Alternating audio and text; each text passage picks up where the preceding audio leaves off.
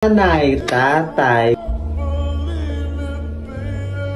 Ang ganda po pala ng bahay niyo, ate. Ate, kuya, gusto ko kape. Mga anak, si Tintin nga pala. Simula ngayon, ituturing nyo na siya na parang tunay nyong kapatid, ha?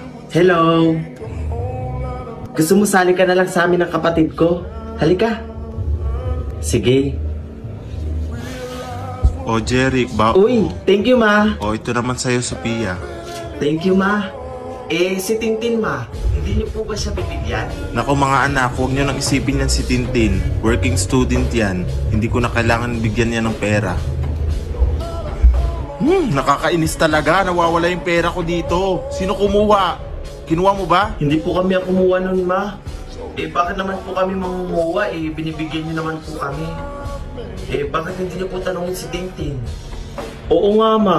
Bakit hindi siya yung tanungin mo? O, ikaw, Tintin, kinuha mo? Pinagbibintangan niyo po ba ako? Wala po sa akin. Tsaka bakit ko naman po kukunin yung 10,000 niyo? Nakakasigurado ka ba na hindi ikaw ang kumuha? Ano to? Magnanakaw ka? Patawarin niyo po ako. Hindi na po mauulit. Promise po, hindi ko na po ulitin. Huwag niyo lang po akong paalisin dito. Bibigyan pa kita ng pagkakataon, pero siguraduhin mo na hindi na mauulit to, ah. Tintin, may reunion kami ng pamilya namin. Ilak mong maigi yung bahay, ha? Aalis na kami. Sige po. Kawawa ka naman. Hindi ka talaga nila isinama. Kasi nga hindi ka nila kadugo. Hindi ka naman nila kapamilya, eh.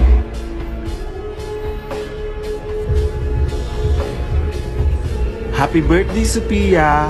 Mahal na mahal ka namin ng papa mo. Proud na proud ako sa iyo, anak. Bukod sa matalino ka na, sobrang sipag mo pa mag-aral. Kaya deserve mo tong hinihanda namin para sa iyo. I love you, anak!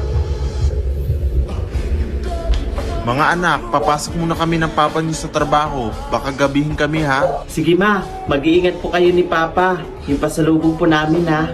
Ma, yung pasalubong ko din po, Ingat po. Aalis na sila. Ano pang inaantay mo? Ito na ang pagkakataon mo para maging priority ng pamilya. Dalian mo na. Dalian mo. Sophia, may order ka daw dun sa labas. Yung driver nag-aantay sa'yo. Ha? Order? Anong order daw? Wala naman ako natatandaan na in-order ko. Ewan ko. Basta puntahan mo na lang doon. Puntahan mo na lang doon, Sophia. Baka may in-order ka, nakalimutan mo lang. Gawin mo na. Gawin mo na.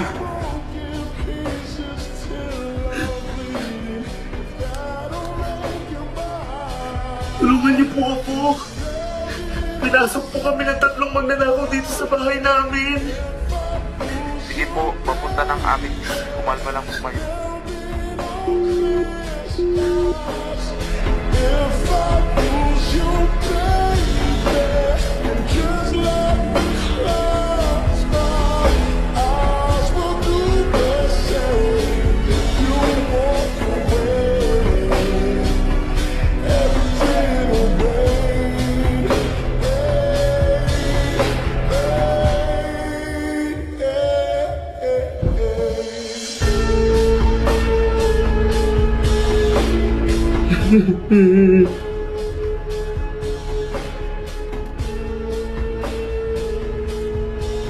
Ma?